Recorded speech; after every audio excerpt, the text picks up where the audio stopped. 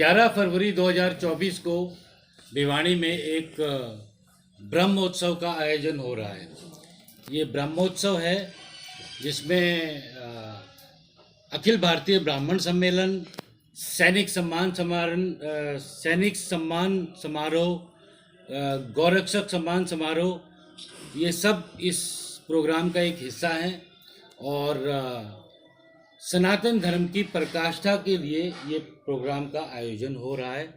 और क्योंकि सनातन धर्म में अभी हमारे को बहुत ज़रूरी है ऐसे ऐसे प्रोग्रामों को करना, तो इसी संदर्भ में ये प्रोग्राम रखा गया था। और 11 फरवरी को बड़ा भव्य प्रोग्राम होगा। हिंदुस्तान के हर कोने से यहाँ पे लोग इकट्ठे होंगे और कुछ लोग बाहर से भी आ रहे हैं, दूसरे देशों से भी आ रहे हैं। हरियाणा के हर ज़िले से लोग आएंगे और एक भारी संख्या में यहाँ पे लोग इकट्ठे होंगे और एक भव्य प्रोग्राम का आयोजन होगा अपनी छोटी काशी भिवानी में। तो क्या कार्यक्रम, किस प्रकार का रूपरेखा रखी गई सर? कार्यक्रम क्या रहेगी सर? और सर ये कार्यक्रम जो है सुबह 9 बजे शुरू होगा, जिसमें सबसे पहले हवन होगा और उसके पश्चात शास्त्रार्थ होगा 11 बजे और उसके बाद प्रसाद वितरण होगा तकरीबन 2 बजे प्रोग्राम की समाप्ति के बाद। क्या उद्देश्य इस कार्यक्रम करने जा रहे हैं?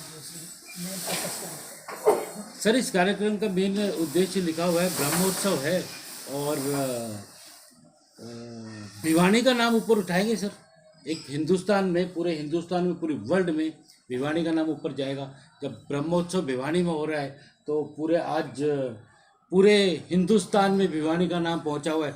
भले ही वैसे लोग भिवानी को जानते हों, मगर एक बार ऐसे ऐसे प्रोग्राम होते हैं तो वो नाम हमेशा सुर्खियों में आता है और भिवानी का नाम बड़े जोर शोर से चल रहा है मीडिया में भी। एक बार पहले भी आपने ब्रह्मोत्सव किया था इस प्रकार का, तो उसमें रोक दिया गया था, तो उसमें 6 अगस्त 2023 में हमने ये प्रोग्राम का सबसे पहला आयोजन किया था और 5 अगस्त को ये प्रोग्राम स्थगित कर दिया गया था। कैंसिल नहीं हुआ था, स्थगित कर दिया गया था। और उसका रीज़न ये था कि उस दिन मेवात में कुछ सांप्रदायिक प्रॉब्लम हो गई थी, थोड़ा माहौल ख़राब हो गया था। तो उसके चलते प्रशासन ने ये सोचा कि क्योंकि ये भव्य प्रोग्राम था, बहुत बड़ा प्रोग्राम था, इस बड़े प्रोग्राम के चक्कर में कोई ऐसी चीज़ें न हो जाए, तो एक एहतियात के तौर पे इस प्रोग्राम को स्थगित किया गया था। और उसी दिन प्रोग्राम के जब हमें छोटा सा हवन करने की परमिशन मिली थी, हमने हवन किया था और उस हवन में ही एक संकल्प लिया था कि हम इस प्रोग्राम का फिर से आयोजन करेंगे। और थोड़ा सा गैप देके हमने एक तारीख देके फिर हमने प्रोग्राम को अभी किया है और ये 11 फरवरी को ये प्रोग्राम होगा। कितने लोग और शामिल हो रहे हैं मुख्य रूप से? जी सर, कितने लोग पहुंच रहे हैं इस प्रोग्राम? कहाँ से लोग पहुँच रहे, कितने लोगों की संख्या रहेगी? सर एक ऑल इंडिया लेवल का प्रोग्राम है, एक बहुत बड़ा प्रोग्राम है, एक भव्य प्रोग्राम है। तो संख्या का इम्पोर्टेंस नहीं है, इसमें जुनून का इम्पोर्टेंस है। संख्या तो लाखों की संख्या में आएगी, पता नहीं 5 लाख, 6 लाख, 8 लाख, 10 लाख कितने लोग होंगे वो नहीं पता मुझे। लेकिन कमांडर साहब, मेरा ग्राउंड जो आपने वेन्यू बताया है उसकी कैपेसिटी तो मुश्किल से 1.5 लाख की है। तो आप ठूस के भरेंगे तो 5-6 लाख आदमी कैसे अकोमोडेट करेंगे आप? कोई और व्यवस्था की है रुकने की, ठहरने की? या बिल्कुल की है सर। जैसे जो लोग बाहर से आएंगे और जो यहाँ आएंगे, तो हमने 2-3 तरह के अरेंजमेंट कर रखे हैं इसमें। पहला अरेंजमेंट ये किया हुआ है कि जितने अपने भिवानी के होटल्स होंगे, धर्मशाला हैं, उनमें उनको अकोमोडेट करने की कोशिश करेंगे। और हमने एक नया कॉन्सेप्ट भी निकाला है इस बार कि जो जैसे कोई मध्य प्रदेश से, आंध्रा से या असम से कोई हमारे भिवानी में आएगा, हमारी छोटी काशी भिवानी में आएगा, तो उनके लिए हमने गाँवों में अरेंजमेंट किया हुआ है कि एक एक आदमी एक एक घरों में रहेगा। जैसे हम अडॉप्ट करते हैं ना, वैसे लोग अपने वहाँ रहेंगे। और जब वो वापस जाएंगे, मतलब अपने प्रदेश में वापस जाएंगे, तो वो एक ऐसी सुनहरी यादें लेके जाएंगे। होटलों में, धर्मशालाओं में तो हम रोज़ रुकते हैं।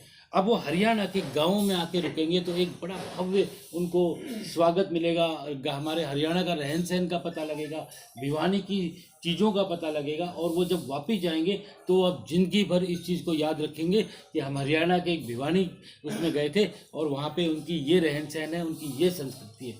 तो यही चीज़ें बड़ी अच्छी होती है। सर आपने बताया 9 बजे से 2 बजे तक का, तो इस दौरान चर्चा होगी शास्त्रार्थ, क्या कंटेंट क्या रहेगा, कैसी चर्चा होगी, क्या किन विषयों पर आप बातचीत करेंगे, कौन मुख्य वक्ता होंगे, कैसे कैसे बातचीत रहेगी? राजनीतिक लोग भी आ रहे हैं क्या?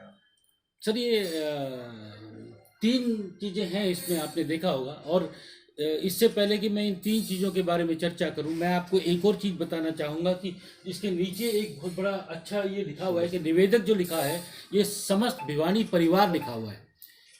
तो इसमें भिवानी के हर आदमी का योगदान है।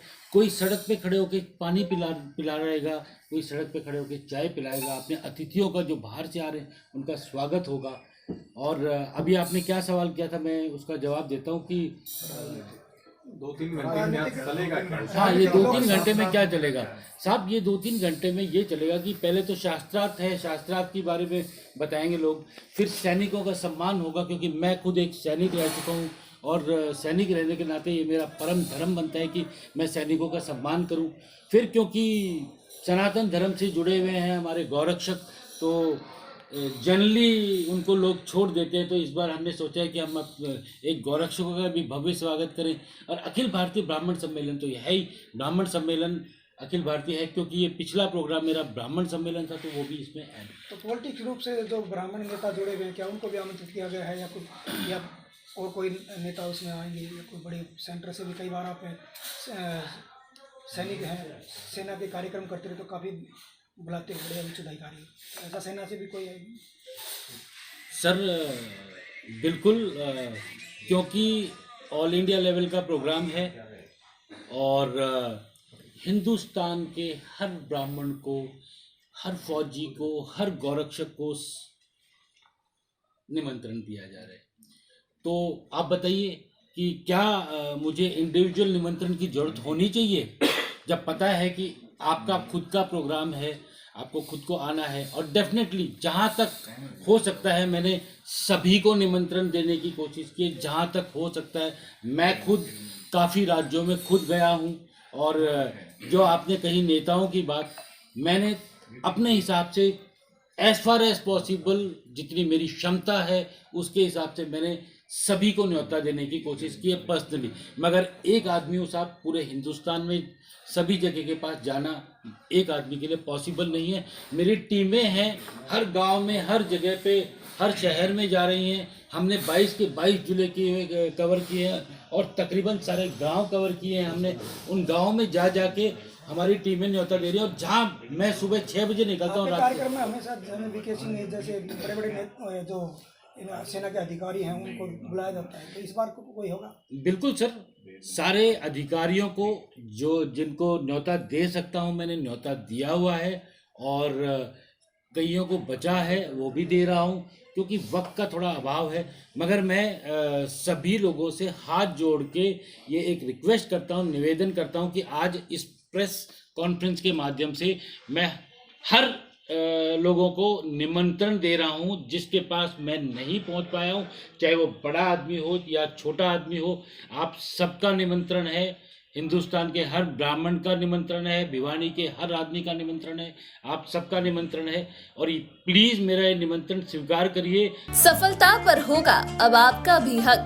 गुरु कृपा के संग दीजिए करियर की उड़ान को नए पंख, प्रतिभा को परखने का नया अवसर। जी हाँ, गुरु कृपा पब्लिक स्कूल देगा आपके बच्चे के करियर को उड़ान। आपके बच्चों के लिए एक खास सेशन 2024-2025 के लिए 4 फरवरी को होटल मुबारक नजदीक हांसी रोड बासिया भवन पहुँचे। मौका 90% स्कॉलरशिप व कैश इनाम अपने नाम करने का। हमारा मोबाइल नंबर है 8875016471। हाँ, गुरु कृपा स्कूल कोचिंग के साथ साथ प्री फाउंडेशन और फाउंडेशन कोर्स कराने जा रही है। हम भिवानी में मुबारक होटल के पास इन सभी बातों की जानकारी के लिए 4 फरवरी को सुबह 10 बजे से लेकर के शाम को 9 बजे तक आप गुरु कृपा पब्लिक स्कूल की पूरी जानकारी के बारे में मेरे से मिल सकते हैं।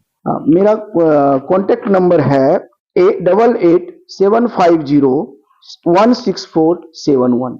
आप इस नंबर पर मेरे से हमेशा कांटेक्ट कर सकते हैं, सुबह 9 बजे से लेकर के 9 बजे रात तक। स्कॉलरशिप की भी सुविधा देनी जा रही है, 90% से above scholarship plus cash prize.